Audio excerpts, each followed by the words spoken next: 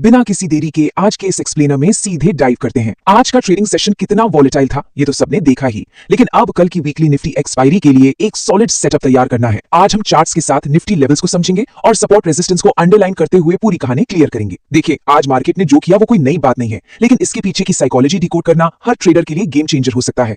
आज के इस विश्लेषण का एजेंडा बिल्कुल क्लियर है। सबसे पहले आज के मार्केट ट्रैक को समझेंगे, फिर ग्लोबल सेंटिमेंट्स, चार्ट्स पर निफ्टी के सपोर्ट और रेजिस्टेंस लेवल्स, एक्सपायरी के दिन का वो सबसे बड़ा दुश्मन, टॉप वॉच लिस्ट स्टॉक्स और आखिर में मार्केट व्यू पर बात करेंगे। सेक्शन 1, आज का मार्केट ट्रैप, गैप अप का भ्रम और रिटेल फोमो। चलिए इसे ब्रेक डाउन करते हैं कि सुबह का वो जबरदस्त मोमेंटम अचानक से कैसे और क्यों पलट गया। अब सबसे बड़ा सवाल जो दिमाग में आता है, क्या आज की ये भारी गिरावट सिर्फ एक रूटीन प्रॉफिट बुकिंग थी या फिर कुछ और? जब सब एक बड़े ब्रेकआउट की उम्मीद लगाए बैठे थे तो बाजार ने अचानक से ये यू टर्न क्यों ले लिया? सुबह और दोपहर के सेंटिमेंट में जो अंतर था वो लिटरली जमीन आसमान का था। सुबह निफ्टी करीब 350 पॉइंट ऊपर खुला, 24,000 के पार निकला और सोशल मीडिया पर तो 24,500 के टारगेट्स की बाढ़ आ गई। भयंकर बुलिश सेंटिमेंट। लेकिन दोपहर होते होते बूम, निफ्टी अपने हाई से 150 पॉइंट से ज्यादा नीचे फिसल गया। ये एक टिपिकल ट्रैप था जहां स्मार्ट मनी ने ऊपर के लेवल्स पर अपना प्रॉफिट बुक किया और जो रिटेल ट्रेडर्स फोमो यानी फियर ऑफ मिसिंग आउट में आकर एंट्री ले रहे थे वो बुरी तरह फंस गए। सेक्शन 2, ग्लोबल संकेत और टैरिफ। डोमेस्टिक चार्ट से थोड़ा बाहर निकलते हैं और देखते हैं कि कौन से मैक्रो इकोनॉमिक ड्राइवर्स मार्केट को हिला रहे हैं। ग्लोबल न्यूज में इस वक्त गजब की रस्साकशी चल रही है। एक तरफ अमेरिका और मिडिल ईस्ट के बीच तनाव थोड़ा कम हो रहा है, जिससे ग्लोबल मार्केट्स को पॉजिटिव बूस्ट मिला। लेकिन कहानी में ट्विस्ट भी है। डोनाल्ड ट्रंप ने फ्रांस को एक कड़ी चेतावनी दे दी है। मामला यह है कि अगर अमेरिकी कंपनियों पर डिजिटल टैक्स लगा तो फ्रांसीसी प्रोडक्ट्स पर भारी टैरिफ लगेगा। अभी के लिए मार्केट भले ही इस न्यूज को इग्नोर कर रहा हो, लेकिन सोचिए अगर ये एक ट्रेड वॉर में बदल गया तो आगे चलकर ये ग्लोबल मार्केट्स में भारी अस्थिरता ला सकता है। इस पर पैनी नजर रखनी होगी। सेक्शन 3, निफ्टी के सपोर्ट और रेजिस्टेंस लेवल्स, कल की एक्सपायरी का ब्लूप्रिंट।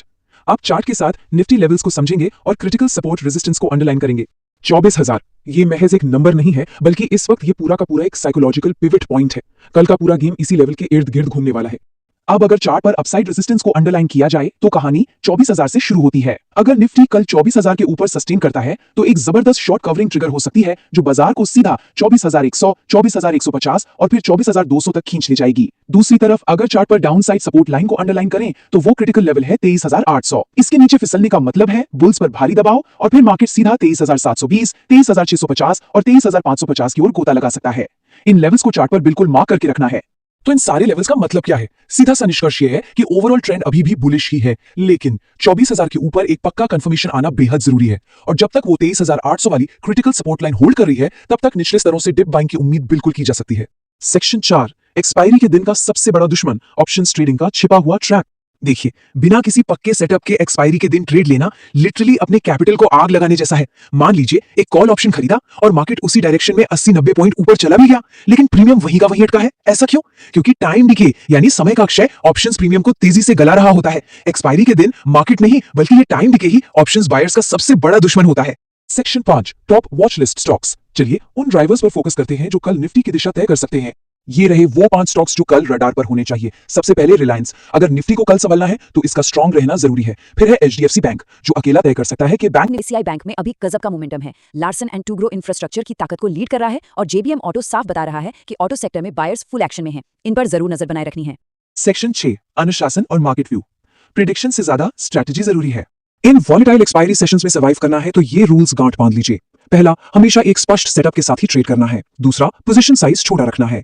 और तीसरा, जो सबसे अहम है, हर ट्रेड पर सख्ती से स्टॉप लॉस लगाना है। अनप्रेडिक्टेबल मार्केट स्विंग्स के पीछे भागने से बेहतर है अपने रिस्क को मैनेज करना। इस पूरे एक्सप्लेनर का सबसे बड़ा टेकअवे यह है कि मार्केट में पैसा प्रिडिक्शन से नहीं डिसिप्लिन से बनता है। अगर सिर्फ प्रॉफिट के पीछे भागेंगे या हर मूव को प्रिडिक्ट करने की कोशिश करेंगे तो मार्केट सिर्फ सबक देगा, लेकिन अगर डिसिप्लिन के साथ ट्रेड किया जाए तो कंसिस्टेंसी अपने आप आ जाएगी। या हर मूव को प्रिडिक्ट करने की कोशिश करेंगे तो मार्केट सिर्फ सबक देगा, लेकिन अगर डिसिप्लिन के साथ ट्रेड किया जाए तो कंसिस्टेंसी अपने आप आ जाएगी। तो अब चार्ट्स पर जो सपोर्ट और रेजिस्टेंस लेवल्स अंडरलाइन किए हैं उनके बेसिस पर कल का नजारा क्या होगा? क्या निफ्टी 24,100 को पार करके धमाका करेगा या 23,800 का वो क्रिटिकल सपोर्ट टूट जाएगा? कल का दिन बेहद दिलचस्प होने वाला है। इस चर्चा में जुड़ने के लिए बहुत बहुत धन्यवाद। सीखते रहिए और अनुशासित रहिए। स्टॉक और शेयर बाजार सीखने के लिए आप लाइव मार्केट विद अमित को लाइक, फॉलो और सब्सक्राइब कर सकते हैं।